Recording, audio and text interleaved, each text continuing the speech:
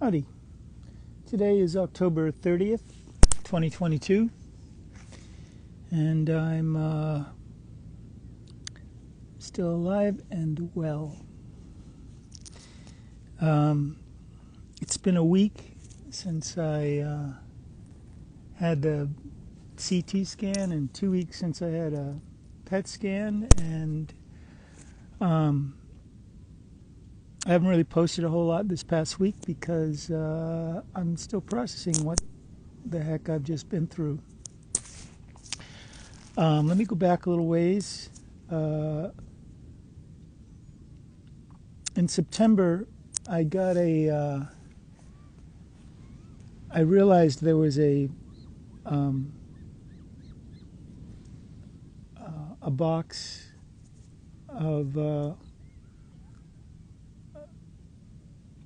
for a blood test that came in the mail sometime over the summer, and it got caught in the mail. And when I opened it up, there was some paperwork from the new oncologist that I'd picked up over the summer that my case had been transferred to.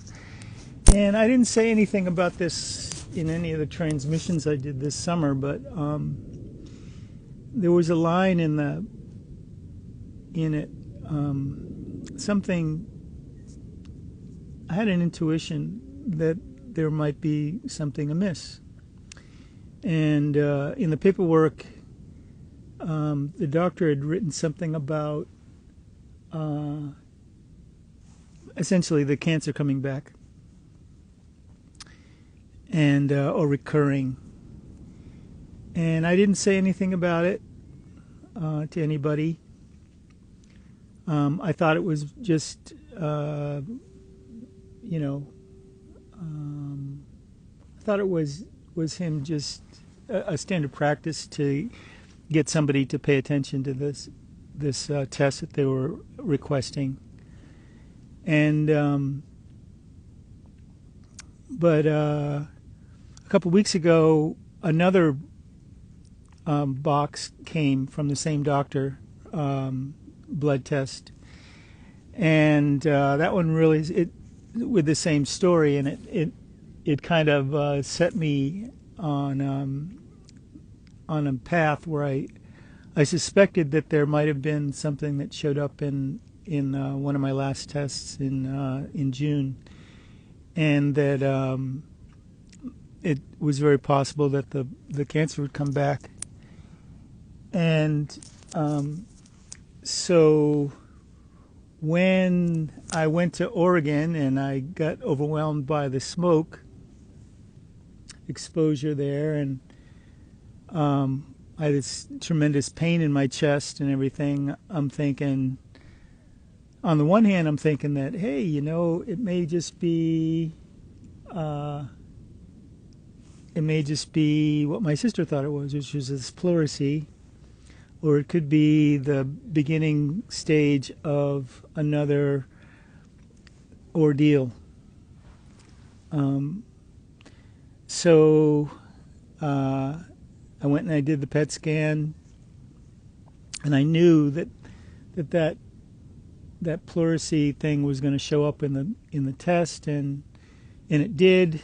And the new doctor that I had, when he saw it, he made a lot of assumptions that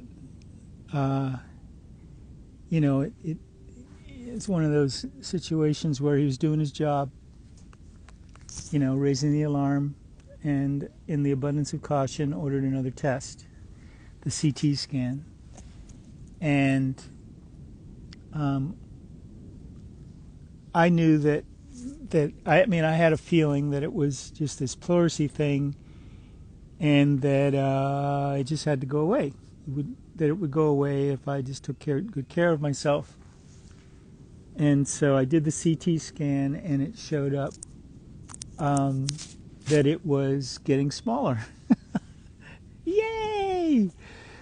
And that the people that would do a biopsy and stuff, they would be like, they were like, it's too small to test, so it's not worth it. Plus, it's getting smaller. So when I read the report, a week ago, I realized that I had just gone through this whole, I guess what all cancer patients go through, which is, this,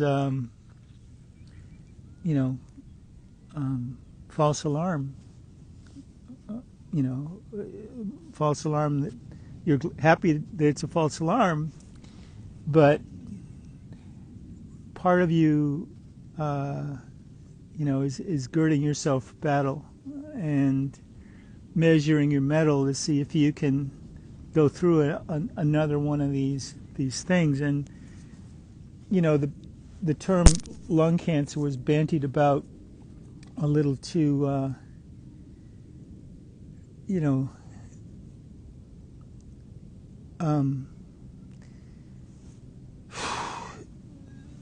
considering dying of lung cancer as a possibility was very similar to what I had gone through in the first days before I started treatment 3 years ago.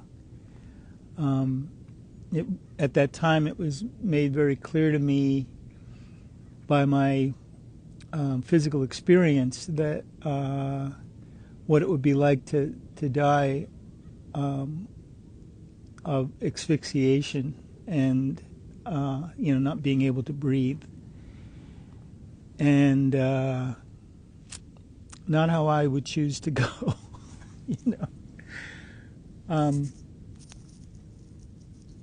So anyway, saying all this to say that one of the main reasons why I haven't really posted much is because I'm actually kind of processing not only the kind of, for lack of a better word, mindfuck that I've been through for the past couple of weeks on the back burner of living my life, but also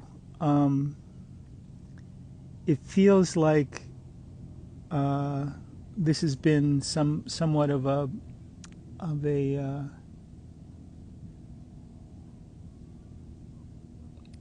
test, like a final exam of sorts. And the ENT doctors, when I met with them last week, they said basically that as far as they could see, the part that they were responsible for, my neck and throat, the previous cancer sites, was all clear, and that they were ready to move into a 6-month monitoring schedule as opposed to the 3-month monitoring schedule that they'd been doing for the past 2 years. And so once the I got the results of the CT scan confirming that whatever that was wrong with my lung was getting smaller and getting better, basically. I went up to the hot springs up near Lake Isabella. There's 2 sets of hot springs. One was called Miracle Hot Springs, and one is called Remington Hot Springs. They're about 2 miles apart on the Kern River. And when I arrived, I was shocked to discover that in the past week somebody that had died there, and the law enforcement, Forest Service people had essentially destroyed the hot spring that I have spent the past 2-3 years recovering at. And it was pretty devastating to find that, it was gone, and that somebody had died, of course, but also that the spring itself was gone. I spent the first 2.5 months of this year living at those hot springs, recovering from that accident I had last year. And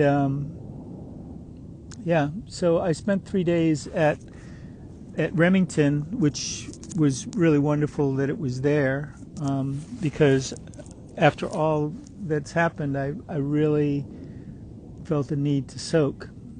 And the upside was that somebody, this brother David, had built another 2 pools there.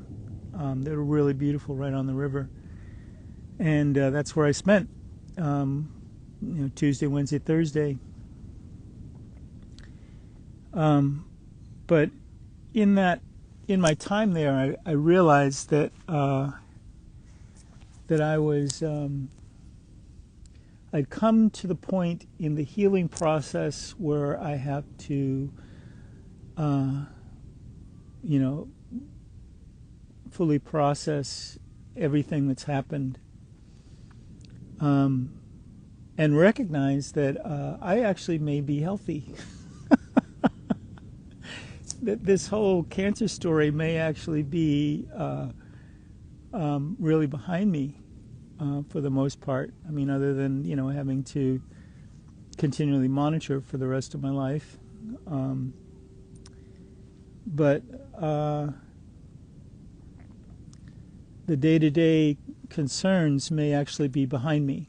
So I, on the one hand, I'm processing the whole, as I said, mindfuck of the past 3 weeks, thinking that I might be dying of something, possibly lung cancer, and the other is processing the fact that the ordeal of the past 3 years in my shamanic journey that I've chosen to contextualize everything that's happened may be over, and if that's true, then I essentially have my life back.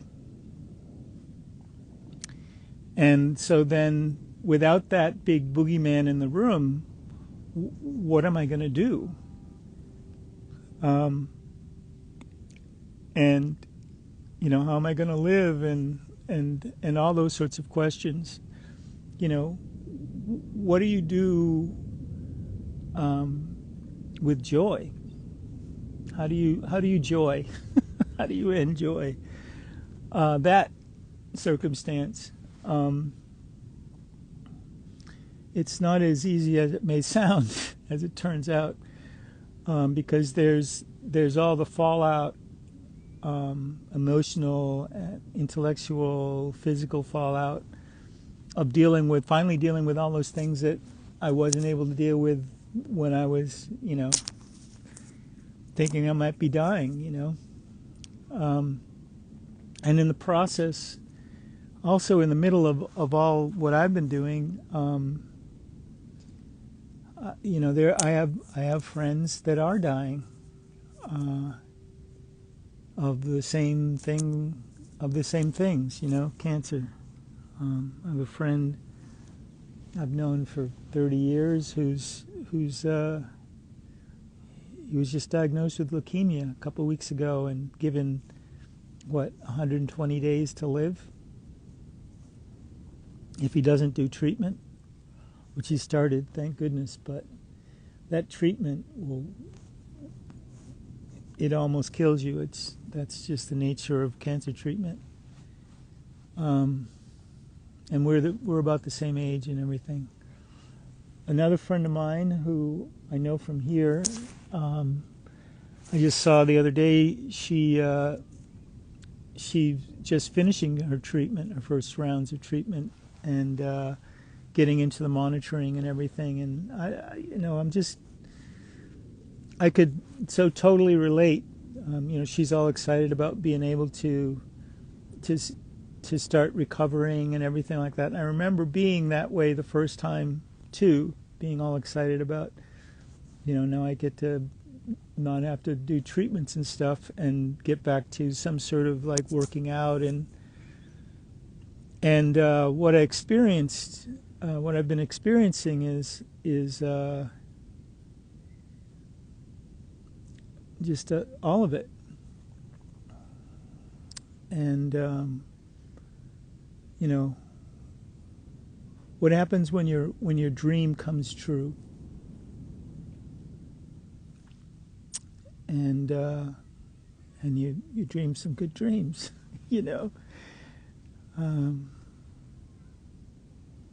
So I've been sitting with it and I'm going to be sitting with it for a while now.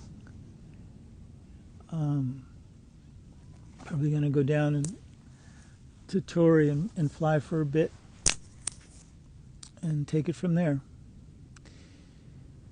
Thanks for listening. Thanks for paying attention and for caring. And thanks to everybody that's helped me get this far, and especially the people that have donated, time and money and concern over the past couple of years. I hope we're on the other side of this. It looks like we are. So, thanks again. Remember,